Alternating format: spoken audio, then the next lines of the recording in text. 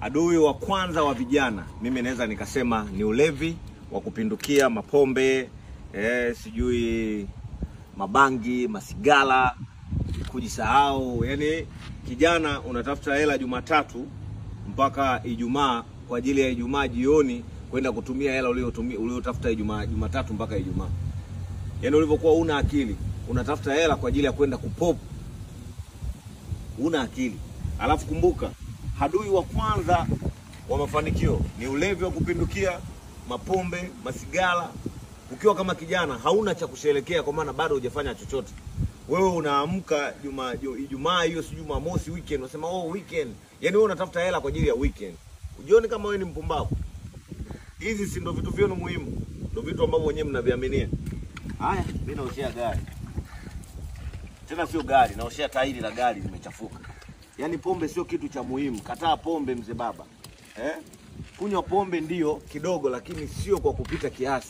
Yaani usijisahau, usinywe pombe kwa kujisahau. Yaani unakunywa pombe kiasi kwamba inafikia hatua huwezi kujielewa, hujitambui.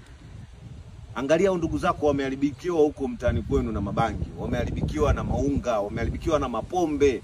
Unakutana na kijana mdogo amechoka mbaya kwa sababu ya mapombe. Acha ufala mwanangu. Acha ufala. Sio kama unanielewa. Adui yetu wa kwanza ni umaskini, lakini pia ni ulevi wa kupindukia. Sio, unanielewa? Umaskini na ulevi wa kupindukia. Mimi namwaga pombe. Pombe mimi ni adui wangu. Pombe na umaskini. Kwa maana naona vijana wengi wanaharibikiwa kwa sababu ya mapombe.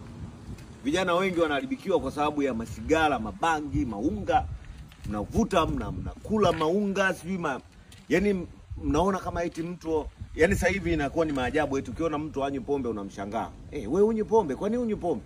Yaani imeonekana kama pombe ni kitu fulani hivi cha maana sana. Bro, wewe ni zaidi ya hivyo vitu ambavyo unavihangaikia. Yaani wewe sio mtu wa kutafuta hela Jumatatu mpaka Ijumaa kwa ajili ya kwenda kupop champagne ambayo Jumatatu unakuwa huna tena hata 100. Jiangalie. Alafu kingine na kukumbusha, baada ya miaka 5 hakuna mtu ambaye atakuuliza wewe kwamba umetembea na wasichana wangapi au umetembea na wanaume wangapi. Watakachoangalia ni achievement zako, umefanya nini ndani ya hiyo miaka 5. Kwa hiyo mapombe, sijui wanawake, wanaume, kujichanganya. Yaani kila mwanamke au kila mwanaume unataka awe wako. Bro, kuna malazi, kuna mambo kibao. Kwa hiyo kitu unachohitaji zaidi, hauhitaji pombe ili uonekane wewe ni star, au uhitaji pombe ili uwe na confidence. Confidence unaweza kaa nayo hata kama unywi. Mimi niko hapa, sinywi pombe, situmii kilevi chochote.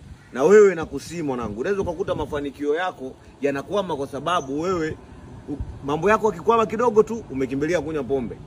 Au fikirii namna gani ya kutatua huko kwenye mapombe, huko kwenye masigara manini. Hebu acha upumbavu. Najua mtasema naingilia maisha yenu, lakini maisha yenu msipohangaika kujitafuta na kujitambua, hakuna kitu mtafanya. Mimi naenda sasa, angalia, mimi nina miaka 27 tu sasa hivi, lakini ninaishi maisha yangu ya kifahari. Sasa wewe kama unasema tunaigiza, igiza na wewe alafu tuone. Mimi nimemaliza.